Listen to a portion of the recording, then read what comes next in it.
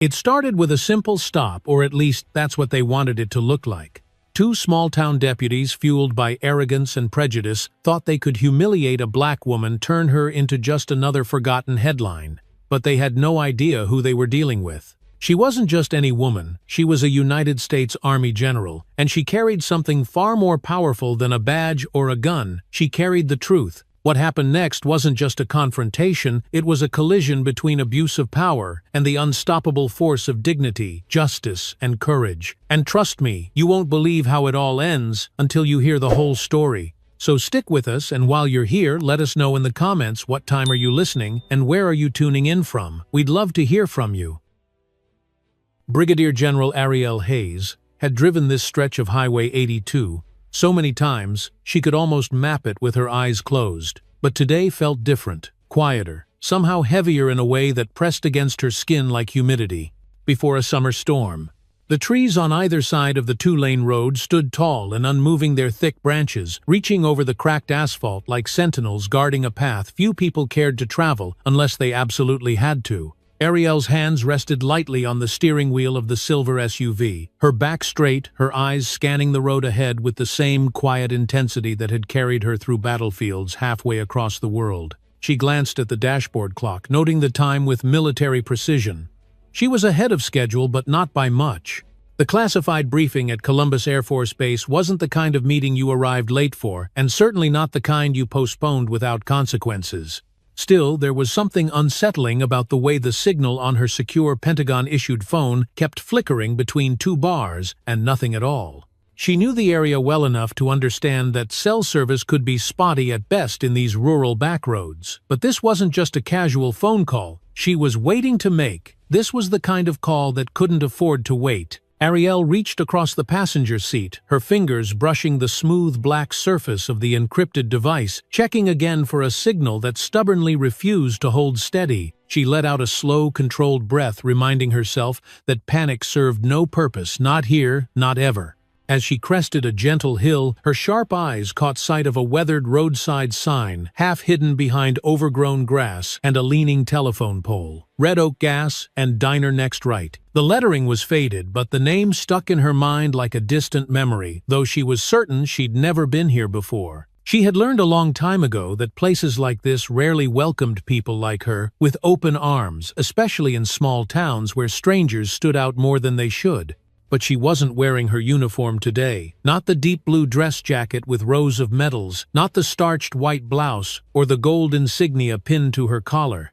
No, today she was just another woman in jeans and a light gray blazer trying to get from one place to another without drawing attention. She signaled, easing the SUV onto the gravel shoulder, the tires crunching softly as she turned into the lot. The diner looked exactly like the kind of place you stopped at not because you wanted to, but because you had no other choice.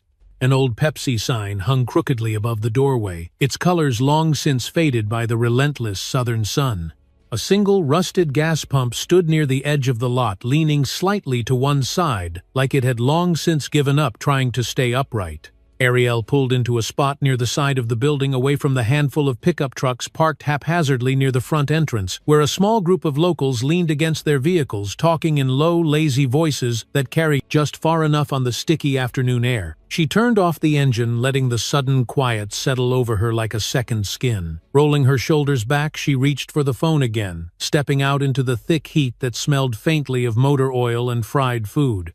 She paused for a moment, adjusting the cuffs of her blazer, her hands smoothing the fabric, with the kind of precision that came second nature to someone used to keeping up appearances. But this wasn't about appearances today. This was about duty, about making sure the people counting on her got the information they needed, no matter what it took. Lifting the phone to her ear, she pressed the secure connect button and spoke in the steady, clipped tone that had earned her respect in every room she'd ever walked into. Brigadier General Ariel Hayes, verifying identity, initiating secured connection. The voice on the other end responded without hesitation, confirming clearance and immediately launching into the briefing.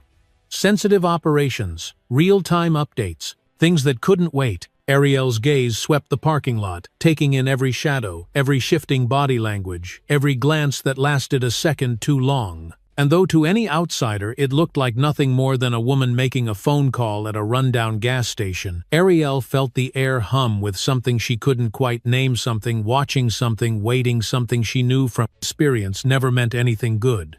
Still, she stood there, feet planted firmly on cracked asphalt, phone pressed to her ear, her mind locked on the voice relaying orders thousands of miles away. Because in that moment one truth echoed louder than all the rest: this day was far from over. Inside the diner, the air was thick with the scent of burnt coffee and bacon grease that had probably been hanging in the air since sunrise. The old ceiling fan above the counter spun lazily, creaking with every slow turn, as if it too had grown tired of being here. Behind the chipped Formica counter stood Sharon Ellis, 55 years old, blonde hair pulled into a tight bun that didn't quite hide the gray roots creeping in at her temples. She wore a stiff red oak diner apron stained at the edges, like she had long since stopped caring about keeping it clean.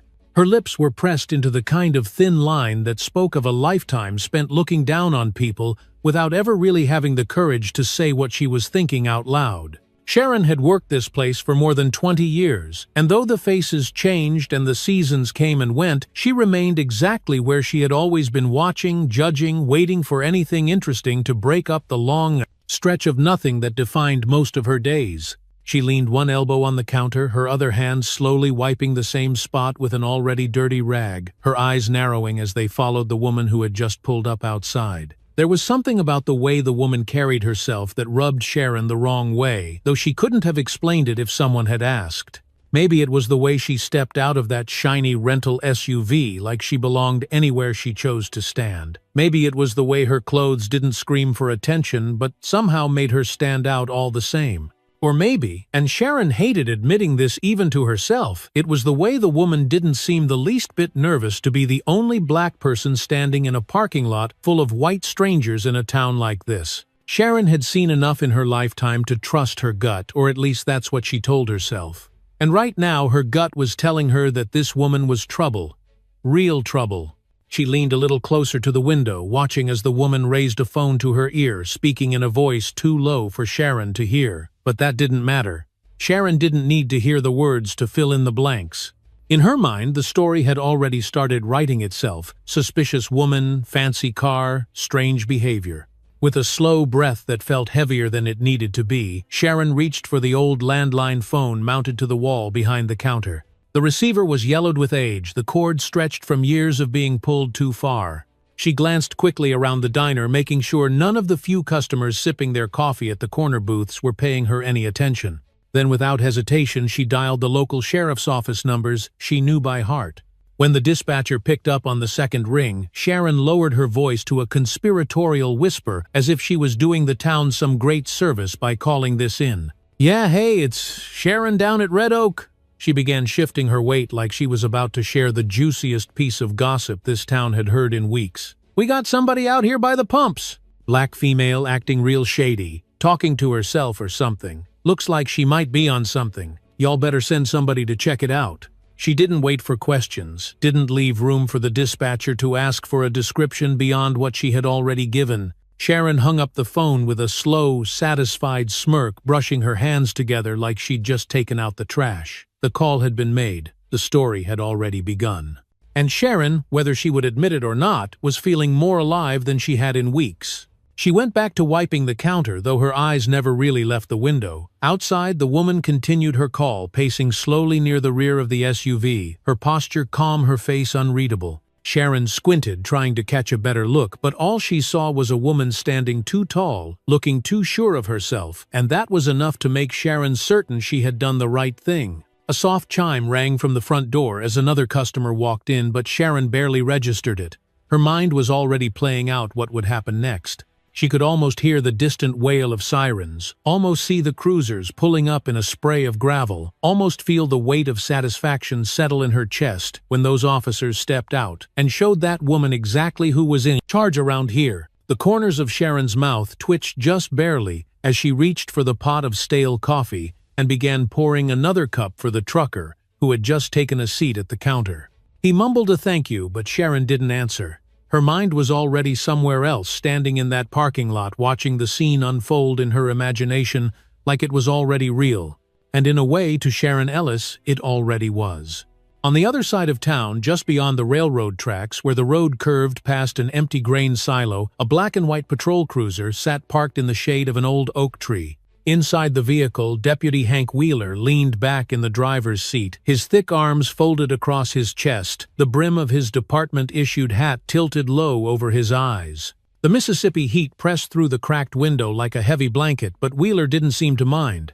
He had spent most of his adult life sweating in uniforms that never quite fit right, answering calls that rarely amounted to anything worth writing up in a report. Small towns like Marion County didn't get much excitement these days, and Wheeler had grown used to filling the long stretches of silence with the sound of his own boredom. Beside him, Deputy Tyler Case sat with his feet up on the dashboard, sunglasses sliding down the bridge of his nose as he scrolled mindlessly through his phone. 26, fresh out of academy training, Case still carried that reckless air of someone who thought he had something to prove, even though he hadn't yet figured out who he was proving it to. His boot thumped against the dash as he glanced over at Wheeler with a crooked grin. "Another day in paradise," Case muttered under his breath, his voice dripping with sarcasm. Wheeler didn't respond right away. He shifted in his seat, pulling his hat back just enough to squint at the empty road ahead. "Yeah," he grumbled. "Real action-packed." Both men knew nothing ever really happened out here. A few noise complaints, maybe a drunk driver on the weekends if they were lucky. But mostly it was just this sitting, waiting, killing time between calls that hardly seemed worth getting out of the cruiser for. The radio crackled suddenly, slicing through the lazy quiet like a blade through soft paper. Both men straightened instinctively, as if some part of their training still knew how to respond on cue, even when their minds had already checked out hours ago. "Unit 3. The dispatcher's voice came through the static. "We've got a suspicious female at Red Oak Gas and Diner. Caller reports possible drug activity, unknown behavior. Respond code 2. Wheeler raised an eyebrow, turning the volume up with the edge of his knuckle. "Did she say drug activity?" Case asked, leaning forward already, sounding more interested than he had all afternoon. Wheeler let out a low whistle, a slow grin creeping across his face. "Looks like Sharon's finally got herself some entertainment," he muttered, shoving the keys into the ignition. The cruiser rumbled to life with a mechanical groan. Case adjusted his sunglasses, snapping his seatbelt into place with a little more force than necessary. "Bet it's just another lost college kid passing through," he added, though the way his voice carried it didn't sound like he'd be too disappointed if it turned out to be something more. As they pulled onto the road, Wheeler glanced at his partner, the grin never leaving his face. "Don't matter who it is. Sharon's calling it in like she always does.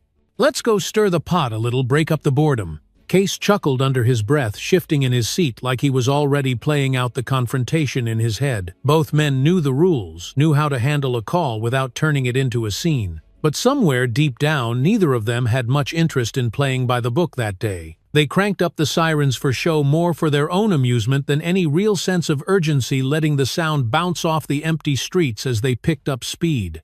Wheeler's hands tightened on the wheel, his knuckles whitening just slightly as the cruiser barreled past familiar landmarks, the old post office, the boarded-up bait shop, the rusted swing set in the churchyard. As they neared the edge of town, the landscape flattened into open fields, the road stretching out like a ribbon toward the horizon.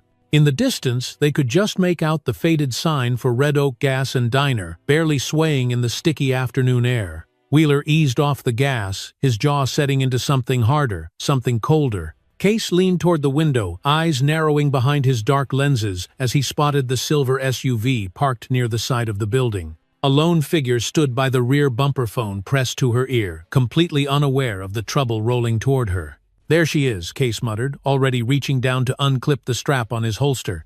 Wheeler didn't say a word. He just pressed his foot down a little harder, feeling the gravel spit out from under the tires as they pulled into the lot. And just like that, the boredom was gone. Ariel stood there steady as ever, the weight of the humid Mississippi afternoon pressing down on her skin like a damp, heavy cloth. She shifted slightly on her feet, adjusting the blazer on her shoulders, as she listened to the voice on the other end of the secure line. Every word being relayed to her was critical coded language, live updates, movements that only a handful of people on this earth were authorized to hear. She nodded softly, even though no one could see her, her eyes sweeping the lot with casual precision, cataloging every vehicle, every shadow, every face that lingered a little longer than it should have. From where she stood, she could still smell the faint sour mixture of gasoline and fried grease drifting from the diner's vents. A fly buzzed near her ear, circling lazily before darting off toward the trash can by the building's side wall. Ariel didn't flinch. She was trained for moments like this, trained to stay calm, to keep her body language relaxed, even when her instincts whispered that something wasn't quite right. Years of service had taught her to read a room, even when that room was an open parking lot under a burning southern sky.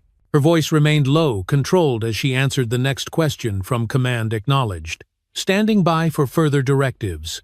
She shifted her weight again, casually resting her elbow on the hood of the SUV, as if she had all the time in the world. But inside, she knew time wasn't on her side. She could feel the signal faltering again, the line crackling slightly in her ear, and the last thing she needed was to lose this connection before the orders were complete. Across the lot, the small group of locals by the front entrance of the diner had started to take notice. Their idle conversations slowed their heads, turning slightly toward the woman standing alone near the edge of the property. Ariel felt their eyes on her the way you feel heat from a flame before it touches your skin. She didn't have to look directly at them to know what they were thinking. She had seen that look in too many places: rest stops in Texas, diners in Alabama, gas stations in Georgia. That slow, narrowing gaze that started as curiosity but turned almost imperceptibly into suspicion. Still, she held her ground, determined to finish the call and move on without incident. She could almost hear her late father's voice in the back of her mind, calm and steady, like it had been when she was a little girl, standing on the porch of their family home. "Keep your head high, baby girl," he used to tell her. "Never let 'em see you flinch." And so she didn't. Not then, not now. She adjusted the phone slightly, stepping toward the rear of the SUV, trying to catch another bar of signal as the secure line flickered again. She knew she needed to wrap this up quickly. She knew she was drawing attention, but the mission came first. It always had. That's what the uniform meant. That's what the oath required. And she wasn't about to fail now, not when she was this close. What she didn't see, what she couldn't have known, was that less than a mile away, 2 deputies had already flipped on their lights, cutting across the highway like they were heading towards something far more dangerous than a woman making a phone call. Their cruiser chewed up the gravel as they accelerated toward the diner, sirens silent for now, but lights flashing bright against the endless blue sky. Ariel glanced down at the phone again, the voice in her ear growing faint, broken by static. She cursed under her breath, trying to move toward clearer reception, unaware that every step she took was bringing her closer to something she hadn't asked, for something she didn't deserve. She had come here for silence, she had come here for duty. But something else entirely was about to find her first. And somewhere deep inside, though, she didn't yet know why, Ariel felt her stomach tighten, not with fear but with something colder, something sharper, something that told her this day wasn't going to end the way she'd planned. The moment Ariel heard the low growl of tires scraping across the gravel lot, she knew something had shifted. It wasn't the loud screech of sirens or the blaring horns that you see in movies. It was quieter, sharper, like a blade sliding out of its sheath, cutting through the lazy rhythm of the afternoon without warning. She didn't turn right away. Years of discipline had taught her to hold her ground, to never let instinct steal the upper hand, because sometimes it's the stillness, not the movement, that keeps you alive long enough to choose your next step wisely. She kept the phone pressed to her ear, the voice from command still feeding her updates, though the signal was crackling again, fading in and out like a distant radio signal lost in a storm. Her body remained still, but her mind sharpened, her senses heightening the way they always did when something felt wrong. Ariel's eyes, shielded slightly by the brim of her cap, flicked toward the reflection in the diner's greasy window. 2 figures had stepped out of the cruiser, one tall and wide-shouldered, moving like a man who never expected to be challenged, and the other leaner, quicker, his hand twitching near his belt like he was already daring her to make the wrong move. The SUV's hood felt cold beneath her palm as she slowly lowered the phone, disconnecting the call with one deliberate press of her thumb. She let her fingers rest flat on the cool metal, grounding herself, steadying her breath. She didn't raise her hands right away. She didn't need to. Not yet. She just stood there like she had 1,000 times before, waiting for the moment when words might still matter. "Good afternoon, officers," she called out, her voice calm, steady, wrapped in the kind of professional courtesy that only years of carrying rank could teach you. "How can I help you today?" The older one, Wheeler, according to the stitched name tag on his chest, took 2 heavy steps forward, jaw-tightening eyes, narrowing like he'd already decided who she was, without hearing a single word. "License and registration. Now!" He barked, his tone sharp, impatient, like she'd already failed some invisible test, by simply standing there breathing the same air as him. Ariel didn't move too quickly. She knew better. She kept her hands visible, her movements slow and deliberate, every breath measured like she was defusing a bomb, instead of reaching for her wallet. "Absolutely, officer," she replied, her voice never wavering. "My identification is in my back pocket. I'm active duty military Brigadier General Ariel Hayes, on official federal orders." The younger deputy, Case, let out a dry, disbelieving chuckle as he circled the rear of the SUV, his sunglasses sliding down just enough for her to see the flicker of arrogance in his eyes. "General, huh?" he scoffed, shaking his head like she'd just told the punchline to the worst joke he'd heard all week. "You expect us to believe that—" Ariel ignored the bait. She carefully unfolded her wallet, pulling out her military credentials and her printed federal travel orders. She held them out with steady hands, offering the documents like she'd done 100 times before in cities and checkpoints, where those papers had always meant something. Wheeler snatched them from her grip without so much as a nod. He glanced at them for less than 2 seconds before shaking his head, his lip curling as he tossed them onto the hood like they were trash. "Fake," he said flatly, like the word itself carried the weight of a verdict. For a moment, Ariel just stood there, her breath catching in her throat, the sting of disbelief flashing hot behind her eyes. She opened her mouth to speak again, to clarify, to de-escalate, but Wheeler was already stepping closer, his hand moving toward the cuffs on his belt with a speed that made her heart lurch. "Turn around!" he snapped, pulling the steel restraints free with a loud metallic click that echoed louder than it should have in the open air. Ariel planted her feet, swallowing hard against the rising burn in her chest. She could feel the eyes of the locals still watching from the diner entrance, their quiet murmurs threading through the air like static. She glanced toward the window, locking eyes with Sharon Ellis, who stood smirking behind the counter like she was watching a show she'd seen too many times before. Ariel knew that look. She knew what came next. Squaring her shoulders, she raised her chin just slightly, locking her gaze on Wheeler without blinking. "You're making a mistake," she said softly, not as a plea but as a fact. "I am Brigadier General Ariel Hayes of the United States Army. I am on official duty and I am not resisting." But they didn't care.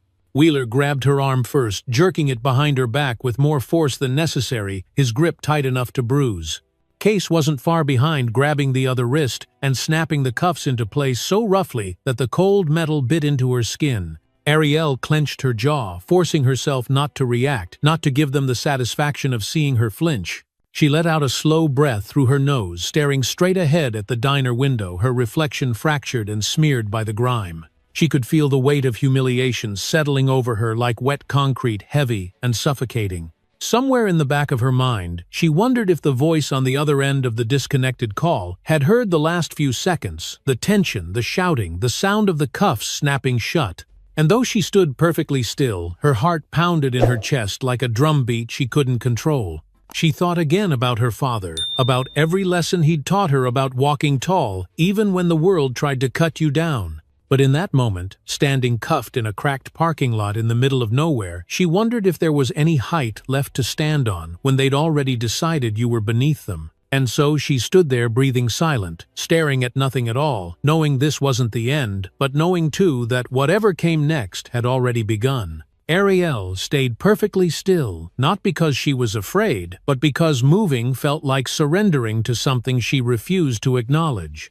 The metal cuffs bit into her skin with every pulse of her heartbeat, but she knew showing discomfort would only feed their egos. So she focused on the weight of her own breath, counting each inhale like it was the only thing tethering her to the ground beneath her. She could feel Wheeler's heavy presence behind her, standing too close, tightening the cuffs again, not because he needed to, but because he could. She let her eyes drift toward the sky for a second, finding the thinnest strip of cloud stretching across the afternoon blue, almost like a crack in the facade of this godforsaken moment. She thought about how many times she had worn a uniform that demanded respect, how many times she had walked into rooms where men twice her rank stood when she entered, not because they liked her, but because they had to. Here, though, none of that mattered. Here, she was just another body on a curb, knees pressed against hot concrete wrists, bruising beneath steel that didn't recognize her authority or her humanity. Case circled in front of her again, crouching slightly like a predator, inspecting prey that refused to squirm. He leaned in closer than necessary, so close she could smell the faint sting of cheap aftershave mixed with sweat. His mouth twisted into something that wasn't quite a smile. "What's your real name?" he sneered quietly, like this was some kind of joke. "Who you working for? You sure don't look like no general to me." Ariel didn't move. She didn't flinch. She locked eyes with him, holding his gaze with the same unflinching resolve she'd used on enemy lines and arrogant commanders alike. "You already have my name," she replied, her voice so quiet and sharp that it landed like glass breaking between them. "And you already have my orders. What you don't have is the sense to recognize who's standing right in front of you." She watched something flicker behind his sunglasses, something that looked a lot like hesitation, but just as quickly it was gone, replaced by a bitter laugh, as he stood back up and looked over at Wheeler like they were both in on some private joke. Around them, the small crowd had started to shift. More people had gathered now, some stepping closer, some holding their phones higher, the glow of their screens catching in the corner of Ariel's eye. It didn't matter to them what was really happening. They didn't care about the truth. They were here for the show, for the chance to say they saw it happen with their own eyes, for the chance to play the video back later like it was a cheap rerun of someone else's humiliation. Wheeler's voice rumbled low behind her again, almost like he was thinking out loud. "Obstruction. Resisting." Could add that to the report. He laughed softly under his breath, but there was no humor in the sound. Ariel closed her eyes for a moment, pressing her lips together to keep the words she really wanted to say locked tight behind her teeth. She knew the game they were playing. She knew how quickly they could twist a lie into paperwork that would follow her for the rest of her life if she gave them the smallest excuse to write it down. She shifted slightly on the curb, lifting her chin just enough to make sure they heard her. "Contact your supervisor," she said firmly, louder this time, her voice carrying toward the crowd. "You're making a serious mistake, and I'm telling you to stop before it gets worse for both of you." But they didn't stop. They didn't even slow down. Wheeler reached down, grabbing her arm again, forcing her to stand with a sharp yank that nearly threw her off balance. Ariel bit the inside of her cheek to keep from reacting, the taste of blood sharp on her tongue. He spun her toward the SUV, pressing her chest against the metal door with a force that rattled the frame. She could feel the heat of the metal through her blouse, the vibration of his breathing in the space between them. "You don't give the orders here," he whispered so close she could feel the words on the back of her neck. Somewhere behind her, the secure phone still lay on the ground face down on the asphalt, the last remnants of the disconnected call flickering uselessly on the cracked screen. Ariel knew the Pentagon had heard enough to raise every flag they had. She just didn't know how long it would take for that warning to reach this parking lot. She glanced sideways, catching Sharon Ellis once again, leaning in the doorway of the diner, arms, crossed eyes sparkling with something ugly, something smug. Ariel could almost hear her voice in her head narrating the scene for the others inside. "Look at her!" Thinking she's somebody. Ariel clenched her jaw tighter, swallowing the flood of anger that threatened to rise like fire in her throat. And just when it felt like the weight of it all might crush the last bit of air from her lungs, the radio on Wheeler's belt crackled to life. It was a sound so sudden, so sharp, it cut straight through the haze. Both deputies froze their bodies, tensing like they already knew whatever came next wasn't going to be good for them. "Unit 3, confirm you have detained the subject," the dispatcher's voice crackled through the static. Wheeler reached for the radio slowly, like his hand weighed 100 pounds. "Affirmative," he replied, though his voice lacked the confidence it carried earlier. "Female, early 40s, non-compliant." There was a pause long enough to make the air feel even heavier. "Be advised." The dispatcher continued, her voice suddenly clearer, sharper, like the weight of Washington itself had just landed on the frequency. "Subject is flagged federal. Repeat, flagged federal. Pentagon has initiated emergency contact. Release immediately and await further instructions." The blood drained from Case's face so fast, Ariel almost felt sorry for him almost. Wheeler's mouth opened slightly, like he wanted to argue with the voice on the other end, but no words came out. He fumbled with the keys to the cuffs, his fingers shaking just enough for Ariel to notice. She didn't move. She didn't help. She just waited. When the cuffs finally clicked open, she slowly brought her arms back to her sides, rolling her wrists to shake off the sting. She turned around to face them both, her expression unreadable, her voice so calm it felt like ice cutting through the air. "You'll regret this," she whispered, not as a threat but as a promise. And from the way their faces shifted pale and uncertain, she knew they believed her. The silence that hung in the air after Ariel's words felt thicker than the heat pressing down on the cracked asphalt beneath her feet. It stretched long and uncomfortable, wrapping itself around every breath like a rope pulled just a little too tight. She stood there, rolling her wrists slowly, as Wheeler fumbled with the cuff key, the metal digging one last time into her skin, before the lock finally gave way. She didn't bother rubbing her wrists. She let the red mark sit there exposed, undeniable. Some wounds didn't need to be hidden. Some needed to be worn like armor. Wheeler took a step back, shifting his weight like the ground beneath him had turned to quicksand. Case, still clutching his belt with both hands like it might anchor him to something solid, dropped his gaze to the ground, unable to meet her eyes anymore. For a split second, it almost looked like they might try to explain themselves, might scramble to piece together some weak excuse about how they didn't know who she was. But the words never came, because the truth was hanging there between them, too heavy to dodge, too big to shrink down into something they could justify. Behind them, the small crowd that had gathered earlier began to stir, the energy shifting like wind changing direction before a storm. Some of the bystanders lowered their phones, glancing at one another, as if realizing they were no longer just spectators to someone else's humiliation. They were witnesses now. Nobody was laughing anymore. Nobody was whispering.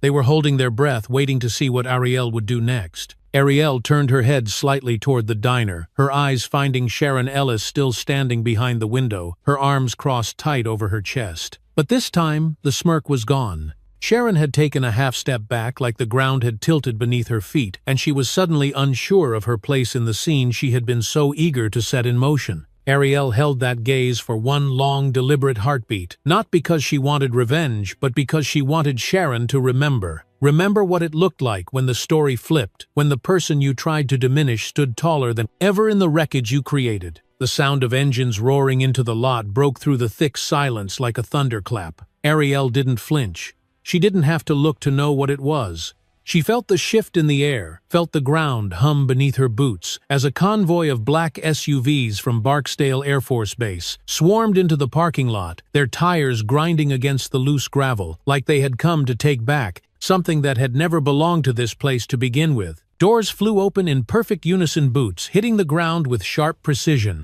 The air seemed to ripple with a different kind of authority now, not the empty bravado of small-town deputies, but the calculated, trained presence of federal military security. Colonel Darren Mosley emerged first, his frame cutting through the lot like a blade through thick brush. He carried no weapon in his hands, no need for showmanship, just a folder tucked tight under one arm and a glare sharp enough to freeze every inch of the parking lot in place. He crossed the distance with long, deliberate strides, his boots leaving small clouds of dust in his wake. His eyes never left Ariel, not once, until he stood just a few feet in front of her. "General Hayes," he called out, his voice cutting through the charged air, low but clear. "Are you injured?" Ariel lifted her chin, squaring her shoulders, letting them all see she was still standing, still breathing, still unbroken. "No, Colonel," she replied, her voice steady, almost too calm. "Nothing permanent."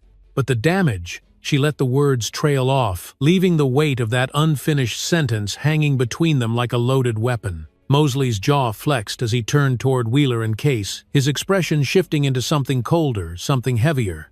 "You are hereby ordered to stand down pending federal investigation," he announced, his voice like a hammer falling on stone. "Any further action on your part will be considered obstruction of justice." Wheeler's mouth twitched like he wanted to argue, like he needed to claw back whatever authority had just been ripped from him. "We didn't know who she was." He stammered, his voice breaking apart like dry wood snapping underfoot. Mosley didn't blink. "That's not an excuse," he replied, his words slicing through the air with surgical precision. "You had her identification. You had federal orders in your hand. You chose to ignore both." Case tried to straighten his posture, tried to puff his chest like he still had something left to prove. She was acting suspicious, he muttered weakly, but even as the words left his mouth, they fell flat, landing like dust on concrete. Mosley stepped closer, lowering his voice just enough to make every word feel heavier, more personal. Number. You saw a black woman standing alone, and you made a choice based on your own bias. That choice is going to follow you for the rest of your life. Ariel didn't speak. She didn't need to. The truth was already standing in the air between them, thick and undeniable. She turned toward the convoy without another word, walking toward the open door of the nearest SUV, like she had done 1,000 times before, head high, shoulders back, leaving wreckage in her wake. The security team closed ranks around her without being asked, their movements, sharp and silent, forming a human wall between her and the deputies who no longer looked so sure of themselves. As she climbed into the back seat, she let her gaze drift back one last time, catching a final glimpse of Wheeler wiping sweat from his brow with a trembling hand. Sharon Ellis was nowhere to be seen, already gone, scurried back inside the diner like a shadow fleeing from the light. The door closed with a heavy final thud, sealing her inside the cool, dark interior of the vehicle. She leaned her head back against the seat, closing her eyes for a long moment, letting the hum of the engine beneath her feet steady the chaos swirling in her chest. The air smelled of leather and cold air conditioning, but beneath that, she could still taste the bitter smoke of what had just burned to the ground behind her. She wasn't angry, not yet. She wasn't shaking, not anymore. What she felt was colder than that, cleaner, sharper, like the edge of a blade sliding into its rightful place. She knew what was coming next. She knew the fight was far from over, but for now she allowed herself one breath, just one deep and steady, filling her lungs with the quiet knowledge that the tide had already begun to turn. And this time the whole damn country was about to see it. Far from the cracked pavement of that Mississippi gas station, beyond the reach of the sticky air and restless onlookers, the Pentagon's Command Operations Center was a different kind of storm. It didn't hum with wind or shake with distant thunder. It vibrated with something colder, something sharper, the quiet, controlled chaos of people trained to keep the country running even when the ground felt like it was shifting beneath their feet. The glow of dozens of monitors cast pale light across tense faces, every operator locked in, listening, watching, calculating. Lieutenant Commander Bryce Hanley leaned over his console, eyes fixed on a single blinking dot pulsing on the digital map in front of him. The label beneath it read, Jen Hayes Secure, but the irony wasn't lost on him. That signal hadn't moved in over 7 minutes. 7 minutes in operational time felt like 7 hours. And the secure audio line? It had gone dead not long after the signal froze. All they'd caught were faint bursts of static, distant voices, too garbled to make sense of, and the sound of something sharp, maybe a struggle cutting through the line before silence swallowed everything. He tapped his earpiece again, almost instinctively, like willing the connection back to life with nothing but stubborn breath and quiet desperation. He could still hear her voice in his mind, calm and clipped as always. General Hayes verifying identity, initiating secured connection. That had been minutes ago, but it might as well have been hours. Behind him, Colonel Dana Sharp crossed the floor with the kind of purpose that made people step aside without being asked. Sharp was the kind of officer who didn't have to raise her voice to get results.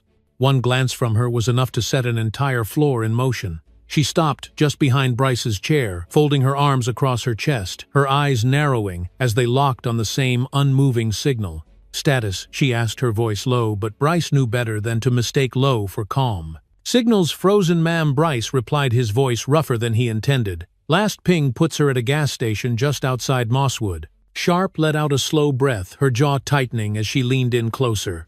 Audio. Bryce shook his head. Dead. Last contact was compromised. No clear words, but definitely a struggle. Couldn't isolate. Sharp didn't waste time second-guessing. Get me Barksdale security on priority 1. She ordered, her voice cutting clean through the hum of the room. She turned toward the operations technician already dialing into the secure military line. Full federal deployment authorization. Now. The technician nodded, fingers flying over the keyboard as he relayed the order, his headset pressed tight against his ear. Bryce glanced up, meeting Sharp's eyes for a heartbeat longer than protocol usually allowed. Ma'am, he started, his throat dry. If that signal's still accurate, she's not moving. Sharp didn't flinch. I see it, she replied, her voice tighter than before. And that's the damn problem. The technician raised his hand again, signaling confirmation. Barksdale convoy en route, estimated arrival 5 minutes. Sharp didn't miss a beat. Put JAG on standby. I want Civil Rights Council looped in before wheels touch down. Bryce swallowed hard. He knew what that meant. This wasn't just a security breach. This wasn't just a field complication. This was political, legal, explosive. And if anyone on that ground had laid hands on General Hayes without cause, they weren't just looking at internal reviews, they were looking at federal charges. Maybe worse. He leaned back slightly, running a hand over his face, trying to clear the image burned into his mind the way her voice had shifted in that final moment before the line cut out. She hadn't panicked. Ariel Hayes didn't panic. But there had been something there, something even a secure line couldn't hide. Frustration, containment, the quiet breaking point of a woman who had seen too much, carried too much, and was still standing. Get me a visual confirmation on that location, Sharp pressed, stepping closer to the main map display. I don't care how small that town is, someone's got traffic cameras, street cams, phones, anything. Bryce nodded, pulling up every data channel they had clearance for. It wasn't much. Mosswood wasn't exactly on the list of places wired for national surveillance. But if someone had a camera phone, if anyone had streamed a clip or posted a photo, Bryce knew they could find it. They had to find it. As the team moved faster, cross-referencing social media feeds, local news scanners, and open-source platforms, Bryce felt the air shift again. This wasn't just about protecting a federal officer anymore. This was about what came next, what the public would see, what the Pentagon would have to answer for, what the country would demand. And sitting there staring at that unmoving dot on the map, Bryce knew one thing. For certain, whatever had happened in that parking lot wasn't staying in Mosswood. Not this time. The air in that parking lot had shifted again, but this time the weight didn't fall on Ariel. It fell squarely on the two men who had just realized their next breath could be the one that ruined their entire careers. The dispatcher's voice still echoed faintly from Wheeler's belt radio, like the final nail being hammered into a coffin neither of them could climb out of. Ariel watched the color drain from their faces, watched the arrogance crack right there in front of her like cheap glass dropped on concrete. For a long moment, neither man moved. Wheeler's jaw twitched as though he wanted to speak, wanted to push back, but nothing came out except the faint grinding of his teeth. Case shifted his weight from one foot to the other, looking anywhere but at her, like a man trying to vanish into thin air. But there was nowhere to go. Not now, not after what they'd done. The weight of the Pentagon's shadow had finally caught up to them, and it was pressing down on their necks like a hand they couldn't shake off. Ariel didn't move either. She stood perfectly still, her arms hanging at her sides, her breathing, even refusing to give them the gift of seeing her shake or break. Every second that passed felt heavier than the last, but she let the silence sit there like a blade hanging between them. They had wanted to humiliate her in front of strangers. They had wanted to strip her of dignity without consequence, but now the roles had shifted, and she could feel the ground tilting beneath their feet, not hers. Wheeler fumbled with the keys, his hands shaking just enough for her to notice. The cuffs clinked and scraped as he struggled with the lock like it had suddenly become too complicated for him to manage. When the cold steel finally popped open, Ariel didn't move right away. She let the cuffs fall from her wrists, the weight of them landing on the ground with a soft metallic thud. She didn't rub the red swollen skin. She let the marks sit there, raw and visible, because some things deserved to be seen for exactly what they were. She stepped back slowly, rolling her shoulders, once feeling the tension crack through her spine like a quiet warning shot. And then, with a voice so low it felt like it carried the weight of every injustice she'd ever survived, she spoke. "You're going to regret this," she whispered. Not like a threat, but like a promise. A quiet, undeniable truth that neither of them could outrun now, no matter how fast they tried to backpedal. Wheeler swallowed hard, but his mouth stayed shut. Case turned halfway toward the cruiser, like his legs wanted to move before his mind could stop them, but it was too late. The sound of engines, deep and synchronized, rolled into the lot like thunder on the edge of a storm. The first black SUV swung wide into view, followed by 3 more, each moving with mechanical precision. Ariel didn't need to turn around to know exactly who was inside. She had heard that sound before, in war zones, in motorcades, in moments when protocol turned into action. She stood her ground as the convoy came to a stop, boots hitting the ground in rhythm, as the security team from Barksdale Air Force Base closed in. The team moved with sharp, silent urgency, their presence cutting through the heavy air like the tip of a spear. And leading them as she knew he would be was Colonel Darren Mosley, tall, sharp-eyed, and walking with the kind of purpose that made lesser men shrink back before he ever spoke a word. He crossed the distance quickly, not wasting a single breath on pleasantries. His voice rang out clear and sharp as he approached. "General Hayes, are you injured?" Ariel didn't look away from Wheeler when she answered. "No, Colonel," she said, her tone flat, her words cutting deep. "But their careers are." The air shifted again, sharper, now colder, as if the entire lot had been vacuum-sealed under the weight of what had just been said. Mosley turned his gaze on Wheeler and Case, his face carved from stone, every muscle in his jaw tight enough to snap. "You are hereby ordered to stand down," he announced, his voice, leaving no room for argument. "You are to remain in place pending a full federal investigation. Any further action on your part will be considered obstruction of justice." Wheeler tried to open his mouth, but no sound came out. Case took a half-step back, like his body was finally catching up to the disaster unfolding around him. Mosley didn't flinch. He took another step forward, lowering his voice just enough to let the words carry like iron to the bone. "You had her identification. You had her federal orders, and you still chose to ignore them. That choice is going to follow you for the rest of your life." Neither deputy moved. Neither spoke. Because they knew it was over. They knew the world outside that tiny town had just broken through their bubble of control. And this time there was no walking it back. Ariel turned toward the nearest SUV, walking toward the open door without another glance at the men who had tried to take everything from her. The security team moved in around her, forming a protective wall of bodies between her and the small, silent crowd that was still watching phones, still raised faces pale, with the sudden realization that they had just witnessed something much bigger than they could understand. She climbed into the back seat, her body sinking into the cool leather as the door shut with a heavy final click. The noise outside dulled to a low hum, but she could still feel the burn in her wrists, could still hear the echo of their voices in her head. She leaned back, closing her eyes for just a moment, letting the air conditioning wash over her skin like the first breath after breaking the surface of deep water.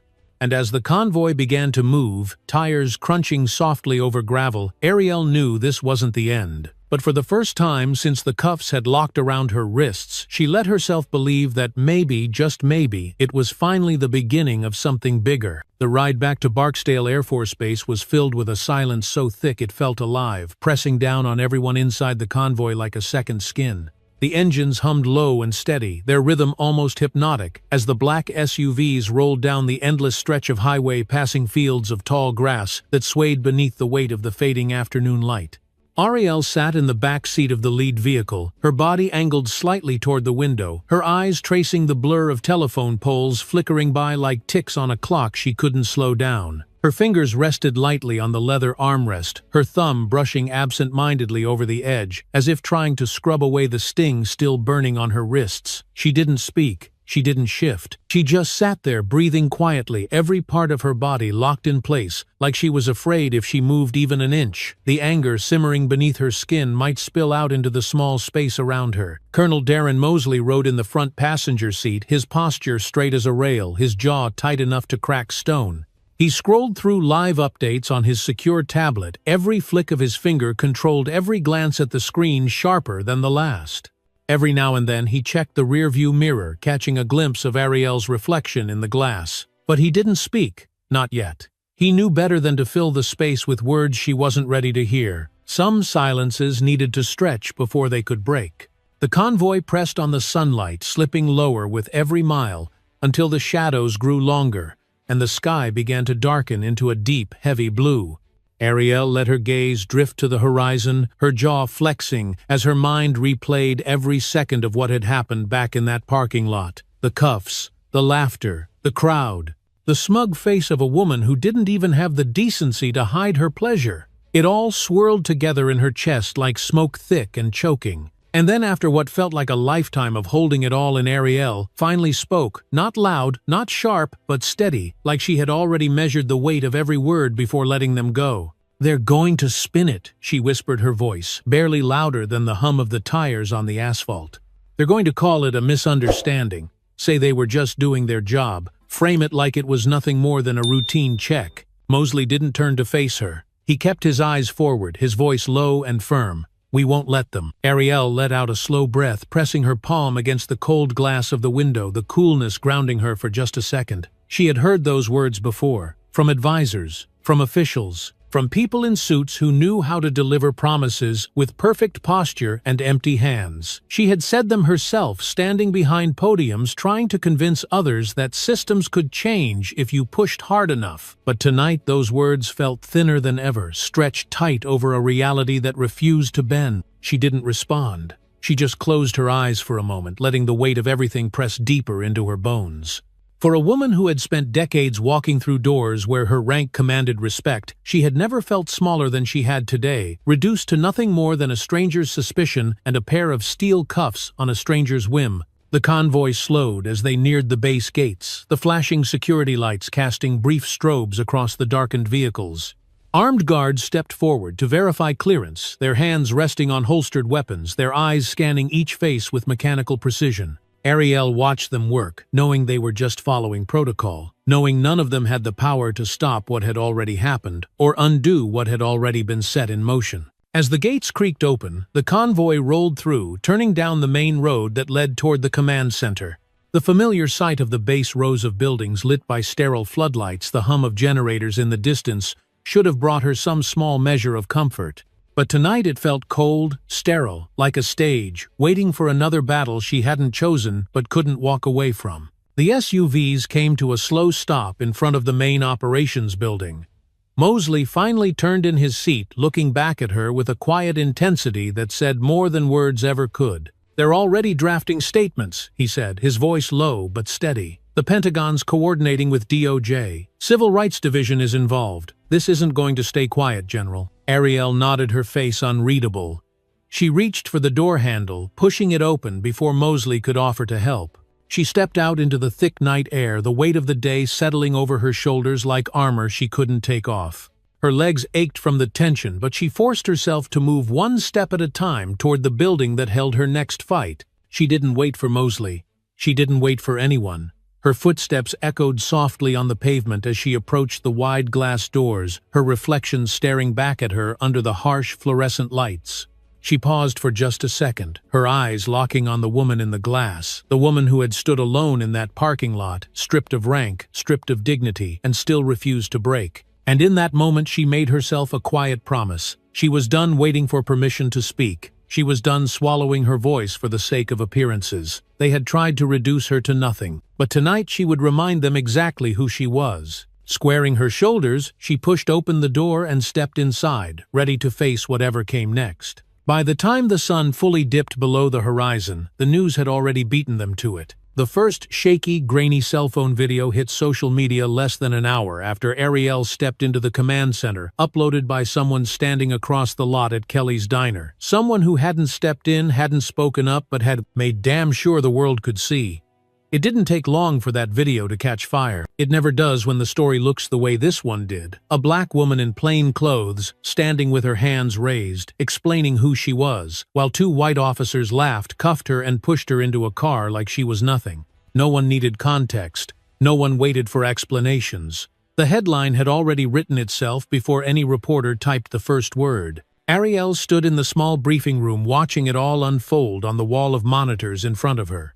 News anchors shook their heads, their voices dipped in carefully rehearsed outrage, reading statements from veteran organizations demanding accountability. Civil rights advocates appeared on split-screen panels, their faces tight with a mix of anger and exhaustion, calling out racial profiling, abuse of power, and the betrayal of one of the military's highest-ranking black women. And Ariel, standing silently in the back of the room, felt the walls closing in. Not because she was afraid, but because she knew the machine had already started spinning faster than anyone could stop it now. Colonel Mosley stood off to the side, his arms crossed tight over his chest, his jaw set like concrete. He hadn't said much since they returned, only stepping in when Pentagon officials began flooding the phone lines with calls.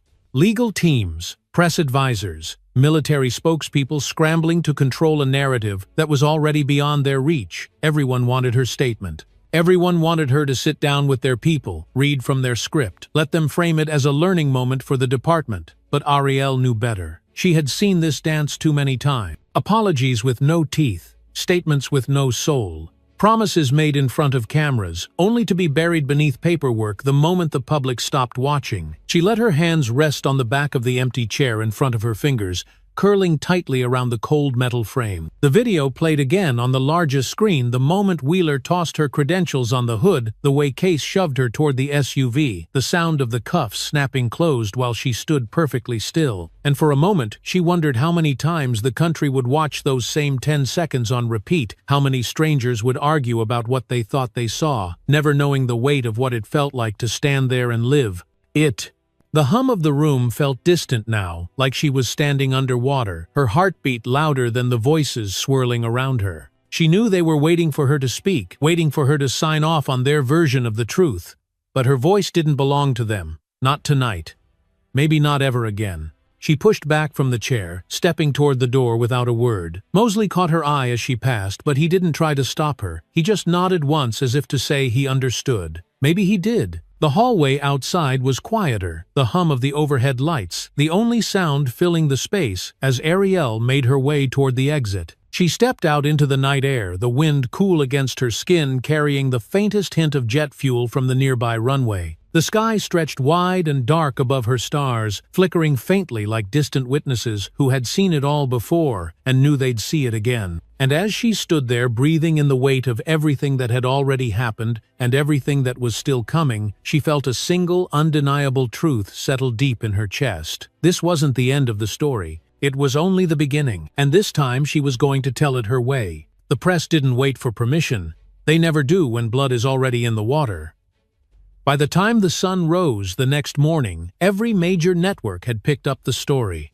It played out on screens in coffee shops, in living rooms, on smartphones, clutched tight by hands that had seen too many headlines like this before. The video looped on repeat, each pixelated second burned deeper into the national conversation. No soundbite could soften it. No carefully crafted statement could undo what the public had already seen with their own eyes. The local police department tried first scrambling to get ahead of the outrage like a man trying to outrun a wildfire with nothing but a garden hose. Chief Vernon Grady, a man more comfortable giving hunting tips than handling national press, stood in front of a row of cameras, his cowboy hat pulled low, sweat beading on his forehead, like the Mississippi humidity had turned against him. He cleared his throat once, then again gripping the edges of the wooden podium, as if the right words might somehow rise up through the grain. "We regret the misunderstanding," he began, but the words fell flat before they even hit the microphones. The reporters didn't flinch. They didn't shift. They just leaned in closer pens, scratching cameras rolling, waiting to see if the man behind the podium had anything else worth hearing. Grady stumbled through the usual lines: officers placed on administrative leave, internal review, pending full cooperation with federal authorities. He tried to paint it as an unfortunate mistake, a breakdown in communication, a moment of confusion blown out of proportion. But everyone watching knew better. Everyone could see the cracks in his voice, the fear in his eyes. Not fear for the woman they had cuffed, but fear for what it meant now that the country was watching. A reporter from Baton Rouge stepped forward, her voice cutting clean through the noise like a scalpel. "Chief Grady, why were trained officers unable to recognize military credentials clearly presented to them on scene? And do you believe race was a factor in their decision to detain her?" The question hit harder than any of the others. Grady shifted his weight, glanced off to the side like he was searching for an escape. But there wasn't one. Not today. He muttered something about heightened tensions, about mistaken identity, about protocol, but his voice cracked halfway through. He knew it didn't hold. The cameras knew it too. The crowd outside the police station, dozens of local residents who had gathered overnight holding signs demanding answers, they knew it most of all. Meanwhile, inside the department, the walls were closing in on Wheeler and Case. Their names had leaked before the sun came up, splashed across headlines, trending on social media faster than anyone could control. Past complaints started surfacing, allegations of excessive force, racial profiling, misconduct that had been quietly buried under paperwork for years. But not this time. Not with this woman. Not with the entire country standing witness. Civil rights attorneys from New Orleans and Washington, D.C. announced they were filing official federal complaints on Ariel's behalf. Veterans organizations issued statements condemning the treatment of one of their own. Even the governor of Louisiana broke his silence, calling the incident an appalling miscarriage of justice against a national hero. It wasn't just about Ariel anymore. It never really had been. It was about every person who had ever been doubted, every voice that had ever been silenced, every badge that had ever been weaponized against the people it was supposed to protect. And as Ariel watched it all unfold from her quiet corner of the base, standing just beyond the noise, she felt the weight of something far bigger pressing against her chest.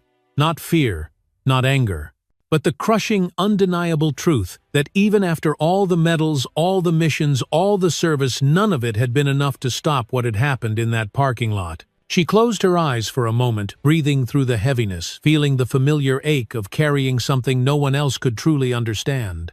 She knew this wasn't just her fight anymore. It belonged to every person who had ever stood in her shoes, silent and unseen, waiting for someone to finally say what they couldn't. And standing there in the stillness, Ariel made herself another quiet promise. They wouldn't spin this into a headline and move on. They wouldn't rewrite her dignity into a press release. Not this time, because she wasn't done. Not by a long shot. By the time Ariel stepped into the conference room the next morning, the energy inside Barksdale had shifted again. What had started as a ripple had grown into a storm, swirling through every hallway, every office, tightening the air like a drum stretched too far. The room was packed not with cameras or reporters, but with people who knew how to turn moments like this into controlled statements, into press releases, into legal strategies, designed to move just fast enough to look like action, but slow enough to buy time. Pentagon officials lined one side of the table, their faces tight with carefully measured concern. Military legal advisors filled the other folders stacked in front of them like sandbags holding back a flood. Colonel Mosley stood by the door, arms crossed, saying nothing but watching everything. The only person who didn't seem to be moving at all was Ariel. She sat at the head of the table, back straight, hands resting on the smooth surface in front of her, her eyes locked on the folder bearing her own name. For the better part of an hour, they ran through timelines, statements, legal exposure, the chain of command. They asked her to recount everything again, every word, every movement, every second of that afternoon at the gas station. And she did. Not because she wanted to, but because she knew the value of precision when the truth was already on the verge of being swallowed by politics. She spoke in the same voice she had used on battlefields in strategy rooms in front of soldiers who trusted her with their lives. Calm, clear, without hesitation. She didn't let the weight of the moment bend her spine. She didn't let the exhaustion slip into her voice. Every word she spoke carried the weight of a woman who had already calculated the cost of staying silent and decided she wasn't willing to pay it anymore. Across the table, one of the legal advisors leaned in slightly, her voice lower than the rest. "Ma'am, the Department of Justice has opened a civil rights investigation. They'll be sending federal attorneys to interview you later this week." Ariel nodded once, saying nothing at first. Then she let her gaze sweep the table, landing on every face staring back at her. "What's the Pentagon's position?" she asked, her voice as steady as it had been the day before. The room shifted. A few glanced down at their notes. One cleared his throat.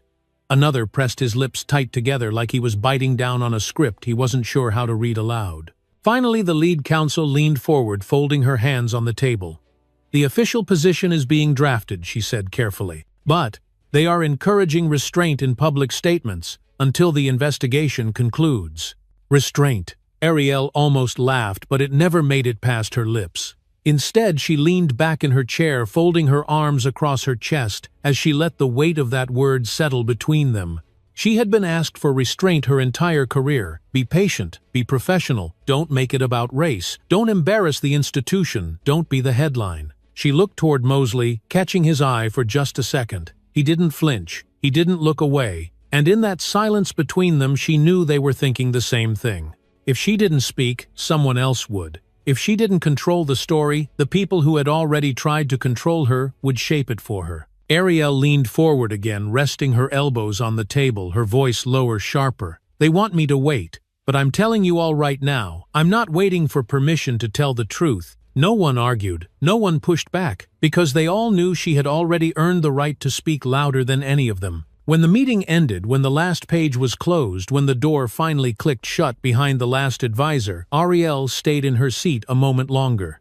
She stared at her own name on that folder, feeling the weight of it settle differently now, not as something that belonged to the system, but as something she was ready to carry on her own terms. And when she finally stood pushing her chair back with a quiet scrape across the floor, she knew exactly what came next. She wasn't just going to stand behind someone else's podium. She was going to stand in front of every camera, every microphone, every person who had ever doubted someone like her, and she was going to say what needed to be said. Not just for herself, but for every person who didn't get a convoy when their rights were stripped away. And this time she was going to make damn sure the whole world heard it. The press conference wasn't held in Washington, not in front of the Capitol, and not inside some polished government chamber where politicians lined up to say the right things for the cameras. Ariel had made sure of that. She knew better than to let someone else's stage frame her truth. That morning she stood just outside the gates of Barksdale Air Force Base on the ground where she had built her career, where she had earned every single stripe, every star, every ounce of respect that still carried weight in the hearts of those who served under her. There was no red carpet here, no polished podium,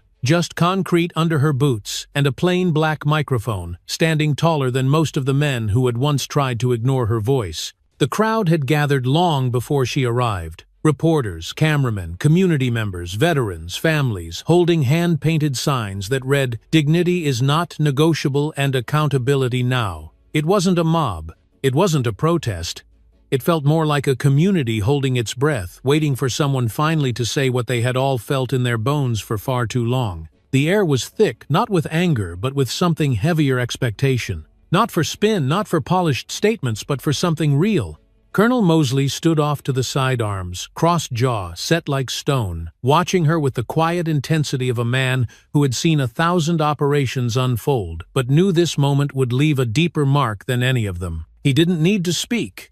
He didn't need to remind her what was at stake. She already knew. Ariel stepped up to the microphone, her full-dress uniform sharp, and cleaned the rows of medals on her chest, catching the soft morning light. She didn't adjust the mic. She didn't shuffle her notes.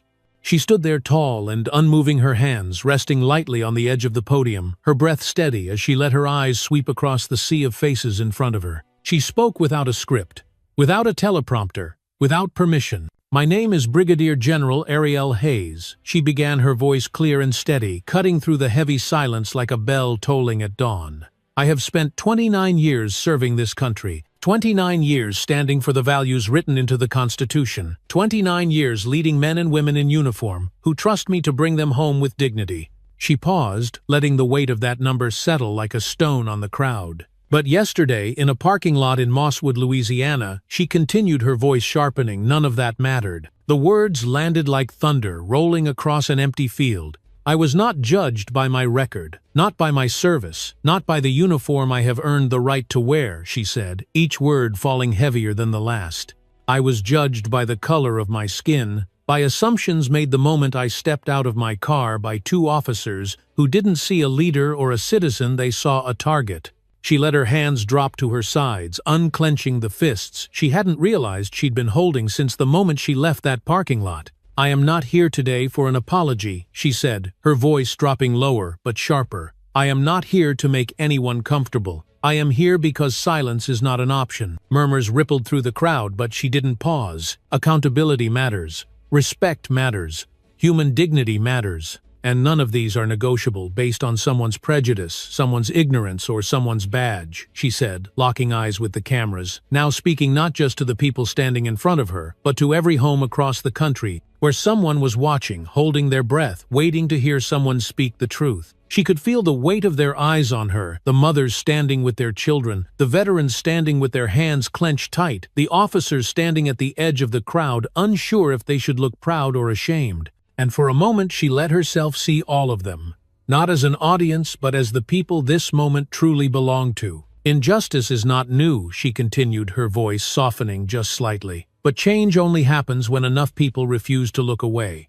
When enough people refuse to accept the lie that respect must be earned twice by some and given freely to others." She paused again, the air so quiet she could hear the buzz of a single insect somewhere near the microphone. "I was not humiliated yesterday," she finished, her voice dropping to almost a whisper. "They were. And history will remember it that way." She stepped back from the podium without another word, without waiting for questions. The applause started small, almost hesitant at first, like people were afraid to be the first to break the silence. But it grew. It spread through the crowd like fire catching dry grass, not the polite clapping of reporters or the staged applause of political events, but something real, something alive. And as she turned to leave, as the roar of voices followed her back toward the gates of the base, Ariel didn't walk faster or slower. She walked the same way she always had, steady, unshaken, carrying more than her own name on her back. Because she knew this moment wasn't just about her. It never had been. The press conference ended, but the ripple it sent through the country was just beginning to rise. The footage spread faster than anyone could have predicted, clipped into short sound bites that flashed across every network, played on loop by anchors who leaned into their microphones with solemn faces, repeating her words like they had only just realized what they meant. Social media feeds lit up with hashtags, comment sections flooded with arguments, and talking heads debated her every sentence as if dignity was something up for public interpretation. But Ariel didn't watch any of it. Not that night. She didn't return to the operations floor where legal teams waited with statements to draft and questions to frame. She didn't head back to the secure briefing room where staffers huddled over laptops trying to calculate what came next. Instead, she walked the long stretch of concrete leading toward the edge of the base, her boots landing soft but steady on the ground, that had carried her through more battles than she cared to count. No one followed her. No one called her name. And for the first time in days, the silence didn't feel like a threat. It felt like a release. The sun hung low on the horizon, burning the sky in shades of orange and violet, the kind of quiet beauty most people missed while they scrolled through headlines looking for someone else's outrage to consume. Ariel didn't miss it. She walked until the buildings faded behind her, until the hum of engines and the static of radios melted into nothing but wind and breath. She stopped when she reached the old chain-link fence that marked the edge of the airfield, a forgotten boundary where the world seemed to pause. She let her hands rest on the cool, rusted metal, curling her fingers through the wire like she used to do. As a young cadet standing on the edge of parade grounds staring out into futures, she hadn't dared speak aloud. The air smelled like rain, heavy and full, even though the clouds had yet to open. She closed her eyes, let her head tilt slightly toward the sky, and breathed in the stillness, something that couldn't be scripted or managed or spun into someone else's narrative. Her body ached in places she had learned to ignore, old wounds, new bruises, the deep-set fatigue that sleep couldn't fix. But what weighed heavier wasn't what had happened to her. It was knowing how many times it had happened to others, how many stories had gone untold, how many voices had been swallowed by silence, because the world only seemed to care when someone with stars on their shoulders stood in front of a microphone and forced them to listen. She thought of the soldiers she had led, the women and men who had followed her into places most people would never see. She thought of the letters she had written to families who never got to welcome their loved ones home.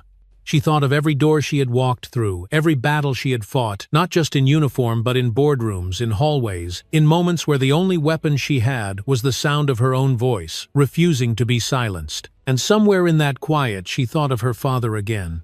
His voice always steady, always soft, reminding her that dignity wasn't something people gave you, it was something you carried, something you held onto even when the world tried to strip it away. Especially when the world tried to strip it away. She opened her eyes slowly, tracing the distant line where sky met earth, where the runway stretched out like a road with no clear end. She knew the fight wasn't over. It might never be over.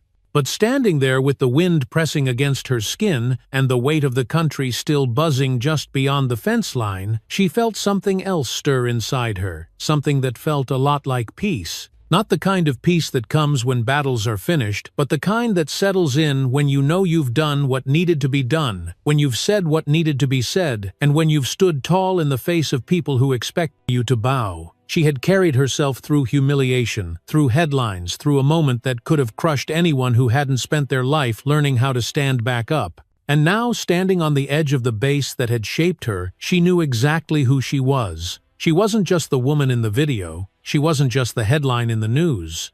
She wasn't just the general who had been handcuffed in a parking lot by two men who hadn't bothered to look beyond her skin. She was every woman who had ever been doubted, every soldier who had ever been underestimated, every voice that had ever been told to wait its turn, and she wasn't waiting anymore. She let her hands fall from the fence, straightening her back one last time as the sky began to dim. She turned away from the horizon, her footsteps light but sure, retracing the path back toward the base, back toward the people who had stood with her when it mattered most. She didn't know what tomorrow would bring, but she knew she was ready to meet it. Because when you've carried the weight of silence for too long speaking, the truth doesn't feel like a risk, it feels like freedom. And Ariel Hayes had never been more free. She walked into the night with her head held high, leaving nothing behind but the quiet certainty that she would never be silenced again. Sometimes in life you can do everything right, work hard, live with dignity, dedicate your life to your family, your community, or your country, and still there will be people who look down on you simply because of things you cannot change, like the color of your skin, your age, or where you come from. The story of General Ariel Hayes reminds us of one powerful truth: no one has the right to take away your dignity unless you let them. Whether you're retired or still walking your journey, remember this dignity is not something others give you. It's something you carry with you even when no one else sees it. Sometimes all it takes is standing firm, speaking the truth, and holding your head high, because you might be the strength someone else has been waiting for. And if you're listening to this right now, know this: your voice, your story, your courage, they still matter, they still carry weight, and they can still change something in this world. Never let anyone silence you. Wherever you are, no matter your age, remember your voice still matters.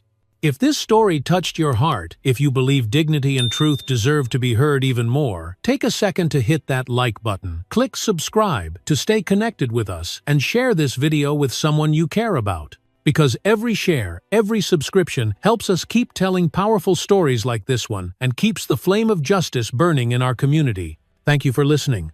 We'll see you in the next story.